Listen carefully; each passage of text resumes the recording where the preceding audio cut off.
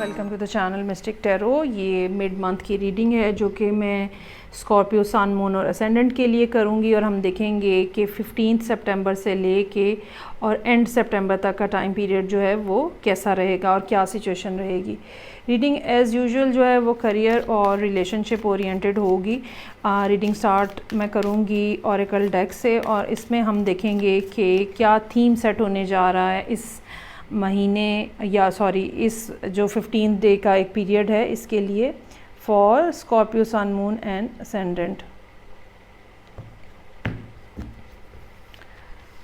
अच्छा जी, so I have first card workaholic, isolation और डेस्टिनी का कार्ड है।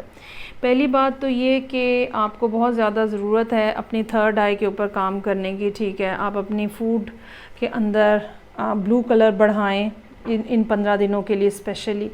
आपके सैटर्न की क्या पोजीशन है इस ड्यूरेशन में वो मैटर करेगी, और क्योंकि आपके जो मतलब असेंडेंट के हिसाब से जो आपके चार्ट की पोजीशन है उसमें। और जो कार्ड के हवाले से मैं ये कहना चाहूँगी कि ये बिल्कुल ऐसा मुमकिन नज़र आ रहा है कि पिछले कुछ अरसे के दौरान तो काफ़ी ज़्यादा वर्क रिलेटेड जो है सिचुएशन रही हो, लेकिन अब आप कुछ इन 15 दिनों के अंदर आप में एक आइसोलेटेड सी सूरत हाल नज़र आ रही है। और उसकी रीज़न ये हो सकती है जैसे काम थोड़े अरसे के लिए रुक गया हुआ है, और जैसे अगर आपको यूनिफॉर्म पहन के जाते थे अपने वर्क प्लेस के ऊपर तो काम रुक गया है, और वो जो काम रुका है तो सब यूनिफॉर्म्स जो हैं वो अंदर हैंग हो गए हैं। आप में से कुछ लोग बीमार हो सकता है कि हों और बेड रेस्ट के ऊपर चले जाएं या आइसोलेशन में चले जाएं। ठीक है, और ये चीज़ एक ऐसी है जो कि आप ये कह लें जो कि डेस्टिनी की तरफ से फिटेड है आपके लिए, और कुछ ना कुछ इसके अंदर आपके लिए बेहतरी मौजूद है जो कि ये आइसोलेशन आपको दी गई है।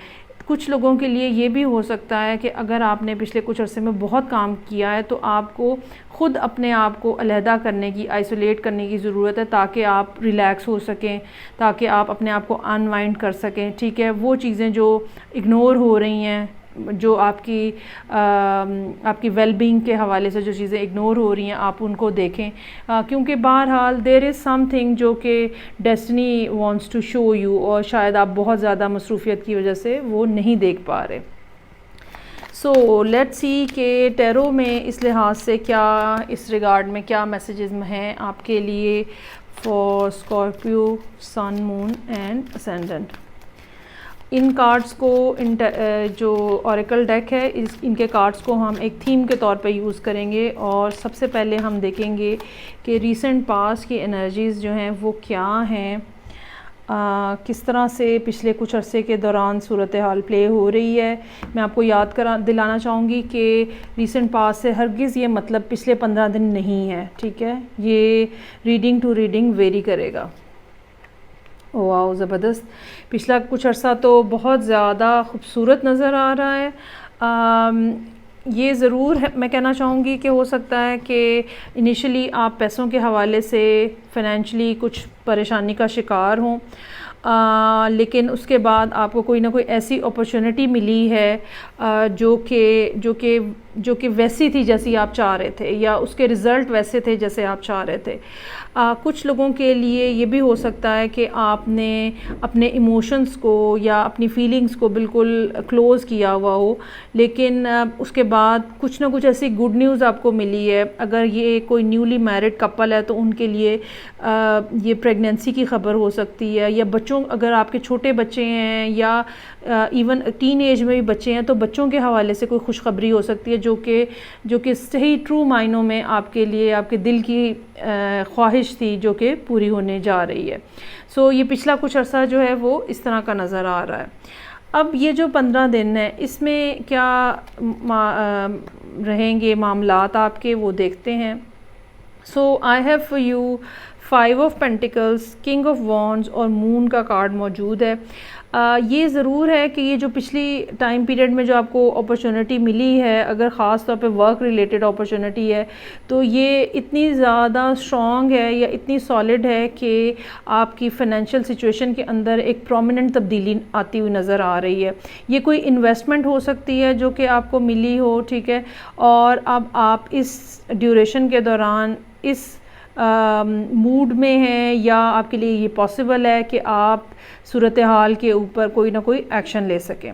अलबत्ता ये बात मैं ज़रूर कहना चाहूँगी कि कुछ ना कुछ मसाइल या कुछ ना कुछ बातें या कुछ ना कुछ प्रॉब्लम्स ऐसी हैं जो कि बिल्कुल एंड ऑफ द मंथ नज़र आ रही हैं, और ये बिल्कुल जो नेक्स्ट न्यू मून है उसके अराउंड कुछ प्रॉब्लम्स जो हैं वो होती हुई नज़र आ रही हैं, जो कि बेसिकली आपके लिए अनएक्सपेक्टेड होंगी। और शायद ये कुछ भी हो सकता है, ये कोई डिज़ीज़ हो सकती है, ये कोई किसी किस्म की कोई और प्रॉब्लम, टेंशन, कोई हर चीज़ ख़राब हो गई अनएक्सपेक्टेडली, ठीक है। कुछ ना कुछ ऐसी प्रॉब्लम जो है वो एंड ऑफ द मंथ जो है या अर्ली नेक्स्ट मंथ यानी अर्ली अक्टूबर में जब न्यू मून के अराउंड बेसिकली जो टाइम होगा उसमें नज़र आ रही है। सो बेहतर ये होगा कि आप अपने आप को मेंटली प्रिपेयर रखें इस प्रॉब्लम से को देखने के लिए। उसका तरीक़ाकार यही हो सकता है कि आप अपनी वर्क रिलेटेड जो भी चीज़ें हैं उनका ख्याल रखें। अगर प्रोडक्ट्स हैं, कोई आपकी मशीनरी है, अगर आप काम नहीं कर रहे और घर के ऊपर होते हैं तो आप अपनी सेहत का ख्याल रखें। ये कोई भी दो मामलात इनमें से हो सकते हैं। There is something which is hidden at the moment, लेकिन ये कि ये विद द टाइम जो है ये आपके सामने आएगा।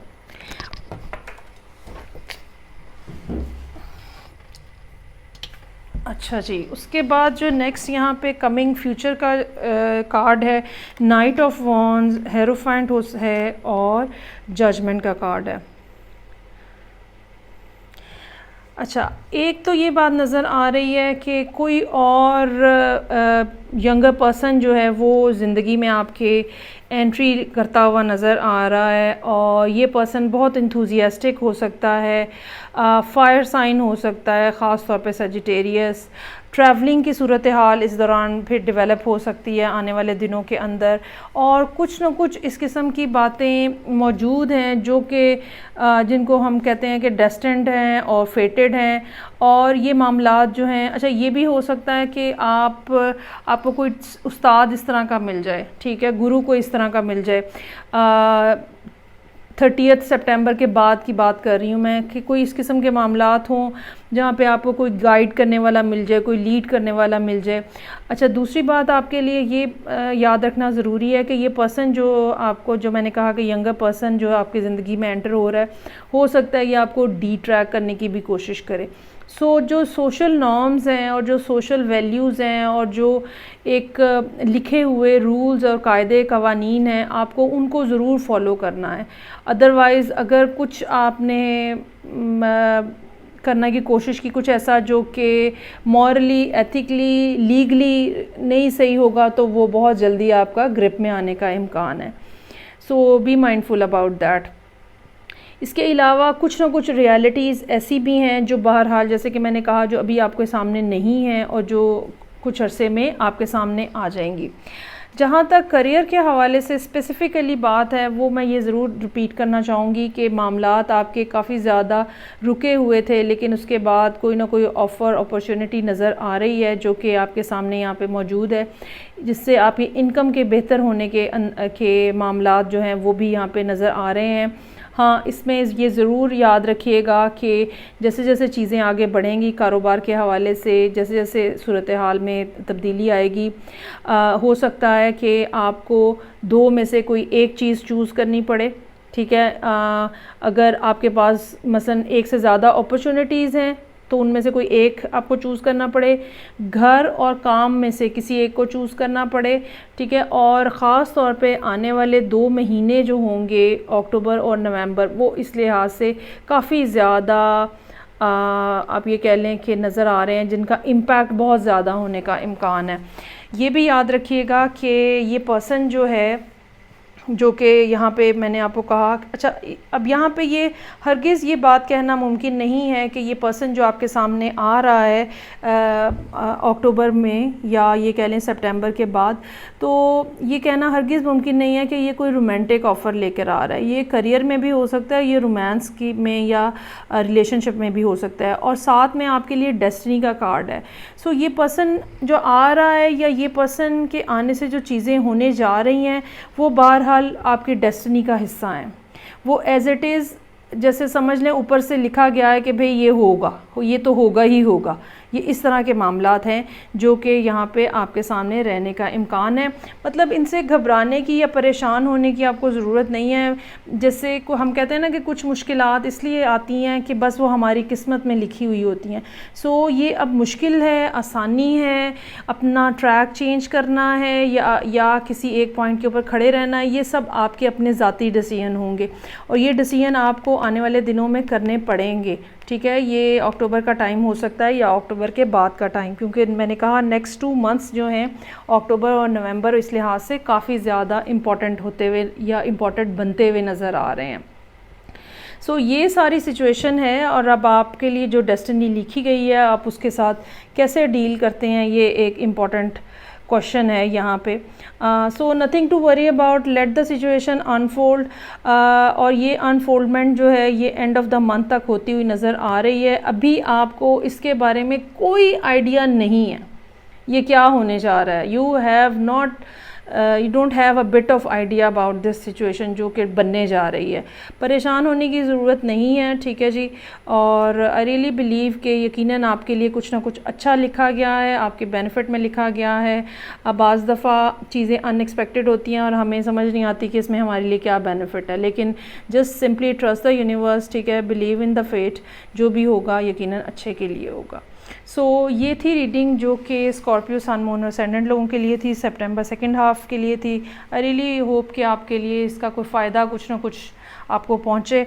मैं आपसे नेक्स्ट रीडिंग के साथ फिर मिलूँगी, तब तक अपना बहुत ज़्यादा ख्याल रखिएगा। खुदा हाफिज़।